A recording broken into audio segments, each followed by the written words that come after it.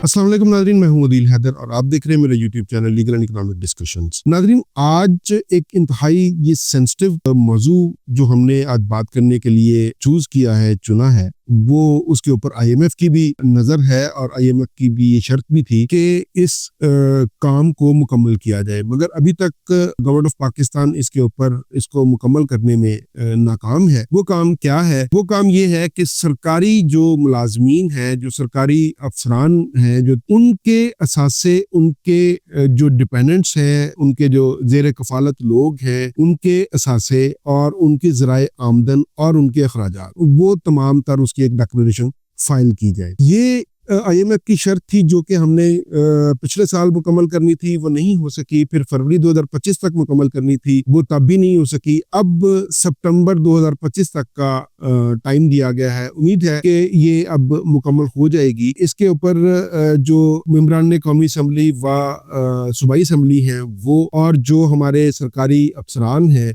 उनके जो असासाजात है वो सामने आए कि वो है कितने। इसके लिए मैं आपको बताता चलूं कि सरकारी अफसरान, सरकारी मुलाजमीन जो है वो हर साल अपने असासे जो है ना, वो एसेट डिक्लेरेशन वो अपने अपने रेलेवेंट डिपार्टमेंट में फाइल करते हैं, जो कि एक फाइल का एक हिस्सा ही बन जाती है और उसके ऊपर वर्किंग नहीं होती। और अभी भी ये हो तो जाएगा, ये इसके ऊपर अमल दरामद हो जाएगा कि वो जितने भी अखराजात हैं या जो भी उनकी आमदन है या जो उनके असासाजात हैं वो डिक्लेयर कर देंगे, मगर इसके ऊपर क्या आया वो फिर फाइलों का ही हिस्सा होगा और उसके ऊपर घर जमी रहेगी। असल तो काम ये है कि जो असासाजात वो जाहिर करे, उनकी जो मालियत है वो पता चलाई जाए, उसके बाद उसके ऊपर प्रॉपर काम हो सके, वो FPR करे या कोई और इदारा करे जो इंटरनल फाइनेंस डिवीजन के अंडर आता है, या जो उनका अपना रेलेवेंट महकमा है उसी के अंदर कोई ऐसा विंग बनाया जाए जो ऑडिट का विंग हो,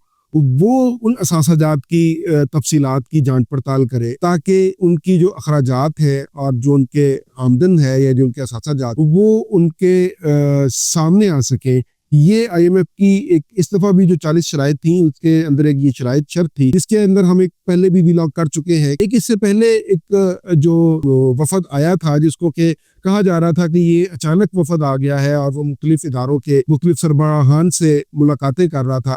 वो बेसिकली उन शर्तों में से ही एक शर्त की कड़ी थी कि उसके अंदर करप्शन एंड गवर्नेंस के हवाले से उन्होंने जायजा लेना था, और वो इलेक्शन कमीशन ऑफ पाकिस्तान से भी मुलाकात की, उन्होंने सुप्रीम कोर्ट के चीफ जस्टिस से भी मुलाकात की और मुख्तलिफ इदारों से भी मुलाकातें की, और इसके अलावा जो ऑडिटर जनरल पंजाब या ऑडिटर जनरल पाकिस्तान है उससे भी मुलाकात हुई। मुख्तलिफ इदारों, तकरीबन 19 इदारों के जो सरबराहान थे उनसे मुलाकात हुई थी उनकी, और उसकी जो रिपोर्ट है वो जुलाई के एंड तक इंशाल्लाह ताला वो जो रिपोर्ट है वो मुरतब करके वो उसकी भी उन्होंने शाया करनी है। तो इसके अंदर जो असासाजात हैं वो बात हो रही थी कि सरकारी मुलाजमीन, सरकारी अफसरान के जो ब्यूरोक्रेट्स हैं हमारे मुल्क में, या जो दूसरे अफसरान हैं, उनके असासाजात जो है ना, उनकी डिक्लेरेशन के हवाले से ये जो सितंबर 2025 तक का अब वक्त दिया गया है, और उसमें उनकी जो है ना वो डिक्लेरेशन जमा कराने होंगे।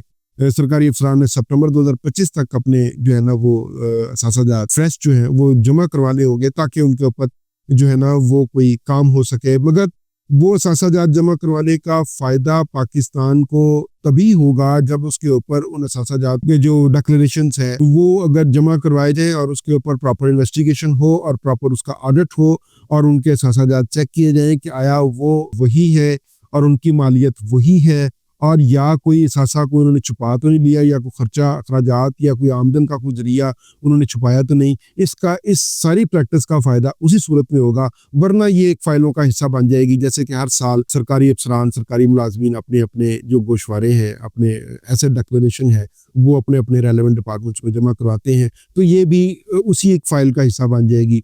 तो उसका ऐसा फ़ायदा कोई नहीं होगा। आज के लिए इतना ही, नेक्स्ट के लिए इजाज़त दीजिएगा। अल्लाह हाफिज़।